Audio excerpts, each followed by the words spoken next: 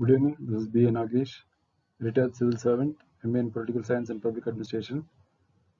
We continue the discussion on writing practice for the mains, General Studies 2 Polity. This is an area taken on the functioning of the judiciary. It is the question is current events related. The question for discussion: reforms in the judiciary must be a continuous process. Do you agree? Substantiate in 150 words, 10 marks. In the introduction, we point out how judicial reforms are the need of the hour. Before I go into the main question, I would like to highlight what the framers of the Constitution had in mind. They wanted the executive to play a dominant role as far as judicial appointments, transfers, postings, etc. So because the executive is ultimately responsible to the lower house of parliament and indirectly to the people. That was the intention of the framers of the Constitution. So even when the existing system was questioned in the Supreme Court in the first judge's case accepted, saying that the executive has a dominant role to play in the judicial selection process, and the concurrence of the Chief Justice is necessary in this regard. So the first judge's case clearly mentioned the primacy of the executive, at the same time giving importance to the views of the Chief Justice of India. That is concurrence of the Chief Justice. So when the proposals go from the government to the Chief Justice will indicate his acceptance of that. And if any clarifications are there, the executive will reply. That was the system envisaged by the framers of the Constitution. However, in the second judge's case, the word concurrence meant the judiciary said it is not only concurrence, it is not consultation, it should mean concurrence. See, first judge's case, they said consultation with the Chief Justice. Second judge's case, the Supreme Court took the view consultation means concurrence. Both the words are of diverse meaning. In consultation, you consult and you go ahead with whatever you do. But in concurrence, the Chief Justice has to say yes. So here we see in the second judge's case, primacy to the views of the Chief Justice. The position changes radically. And in the second judge's case and third judge's case, the judiciary evolved the concept of collegium for judicial appointments. The government wanted to bring about reforms in the functioning of the judiciary. They wanted to make the process transparent. They brought about the National Judicial Appointments Commission, providing for judicial members, then retired civil servants, retired on the members of civil society. However, the judiciary did not allow the system to proceed. They struck down the NJSC, saying that it is unconstitutional, and stuck to the collegium, concept of collegium, in which Chief Justice and his colleagues determine postings, promotions, transfers. So this is one aspect of the functioning of the judiciary. The second aspect is how the judiciary is threatened from within, that is the primacy of the Chief Justice. So with this background, we go into a discussion on this question. As I said in the beginning, the framers of the Constitution stressed on the word consultation, but later on the judiciary went on to say consultation means concurrence. So in this, the dominance of the primacy of the Chief Justice of India was highlighted. Another important factor which we take for a consideration in discussion of this question, the Chief Justice is master of the roster. By this I mean exclusive discretion of the CJI to constitute benches. Allocation of benches. So this is an exclusive discretion. The Chief Justice has got a discretion on which case to allot to which court, to which bench. So this is his exclusive jurisdiction. Now, what has happened as a result of this?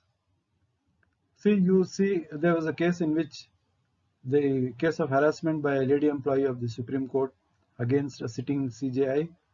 So what the former CJI did was, he initiated suo motu proceedings. Though being an accused in the case, he took up hearing of the case, saying that it is a threat to judicial independence, and presided over the case.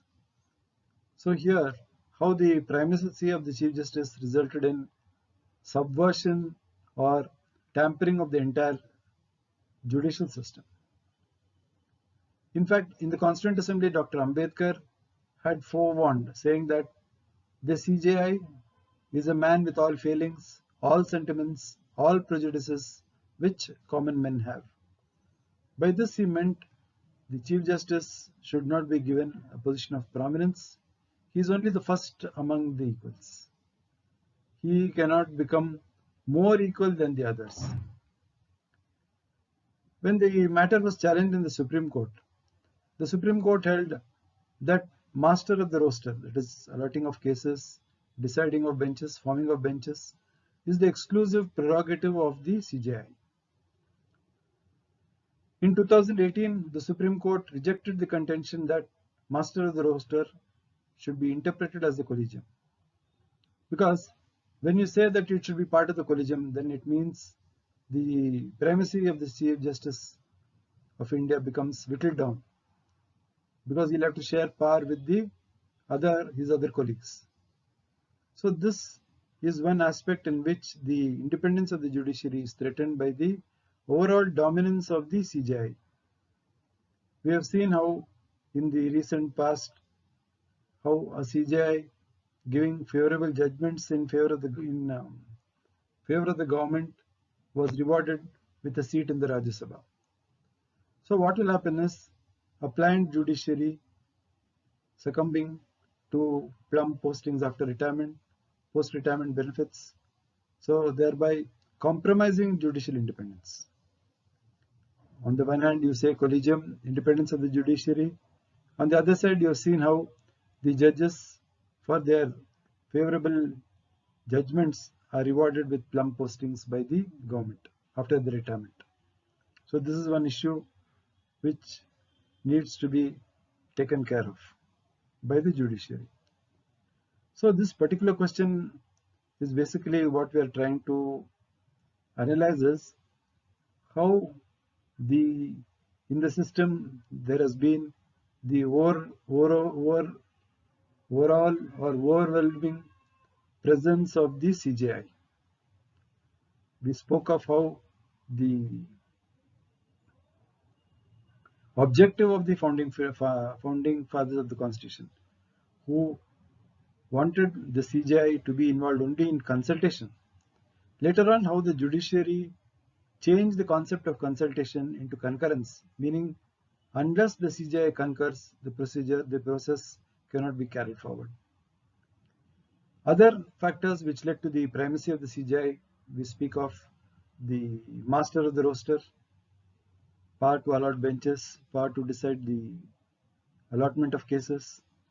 Then how we spoke of the position of the CJI being misused or misutilized. Like we spoke of a retired CJI who went on to inquire allegations leveled against an employee against him. He decided the case himself on the grounds of judicial independence and presided over the case, thereby subverting the concept of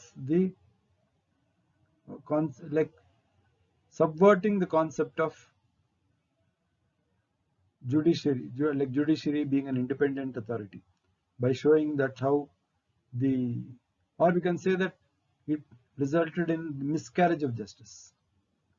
In fact, Dr. Ambedkar had forewarned in the Constituent Assembly by saying that the CJI is a man with all failings, all sentiments, all prejudices. So there is a need for checks and balances. It is not that the CJI can become more than the others. He is only the first among the equals. But if we see the functioning of the judiciary in recent times, how the system has led to the overall dominance of the CJI. We mentioned several factors which have contributed to this. And the Supreme Court said master of the roster is the CJI's prerogative, and in 2018 it said it cannot be interpreted as a collegium. Because if you interpret the master of the roster, the powers given under this to be a part of the collegium, it means CJI sharing his authority with other judges. That is not the concept, that was not what is intended to be. So, the primacy of the CJI. We also spoke of certain issues which require reform, like for instance, how a planned judiciary, by succumbing to the post-retirement benefits, like we saw how former CJI landed up as a member of the Rajya Sabha because he was very favorable to the government. So if this happens, the concept of judicial independence is severely threatened. So in this particular question, we are analyzing the question that reforms are a continuous process. Reforms are required in all respects, like streamlining the process of appointments. Like as I said earlier, the judiciary in India is the only country where the judiciary appoints itself. You take the civil service with multiple layers involved in the recruitment process, whereas here in the judiciary is the only agency which appoints itself. And we hear of several cases of nepotism. We hear of members of the bar belonging to certain illustrious families having connections. So if all this has to be done away with, we require broad-minded reforms in the functioning of the judiciary. Along with this, steps should also be taken to see that the primacy of the CJI, this should also be broadened to include the other judges also in the decision-making process. As I said earlier, the CJI is only the first among the equals, and he cannot be more than the equals.